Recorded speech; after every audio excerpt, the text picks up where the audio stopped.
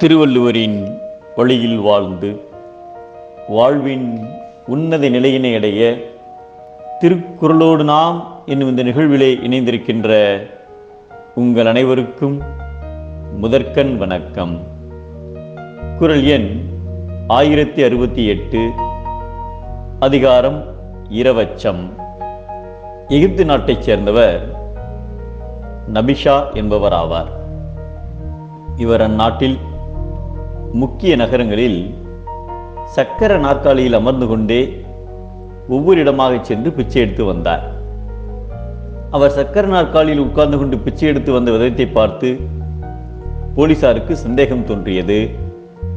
இதையடுத்து அந்த பெண்ணை பிடித்து விசாரித்தனர். அவர் சொன்ன பதிலை கேட்டு போலீசார் அதிர்ச்சி அடைந்தனர்.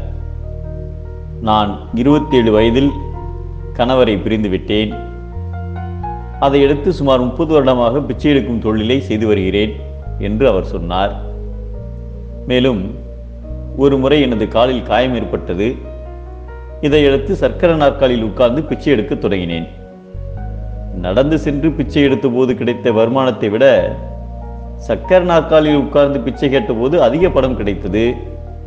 இதனால் காலில் காயம் சரியாகியும் தான் சக்கர நாற்காலிலேயே இருந்து கொண்டு பிச்சை எடுத்து வருவதாக கூறினார். தான் சிறிய அளவில் பணம் சேர்த்து வைத்துள்ளதாகவும் கிடைக்கும் உணவை உண்டு வாழ்வதாகவும் கூறினார். அவருடைய பேச்சில் போலீசாருக்கு சந்தேகம் வரவே அவரது பையை சோதனை செய்த போதுதான் தெரிய வந்தது, அவர் பிச்சை எடுத்து 5 வீடுகள் வாங்கியுள்ளதும் அவரது வங்கி கணக்கில் ரூபாய் 1.5 கோடி வைத்திருந்ததும் தெரிய வந்தது. இதனை கேள்விப்பட்டதும் காவல்துறையினர் அவர் மீது நடவடிக்கை எடுத்தனர். அவருடைய சொத்துக்கள் எல்லாம் பறிபோயின.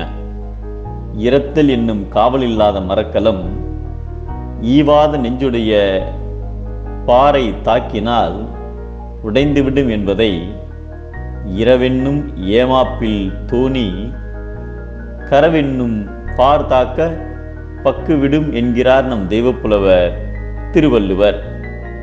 பிச்சை எடுத்தல் அழிக்கும் கலன், உழைத்து வாழ்வதே ஆக்கும் பலன்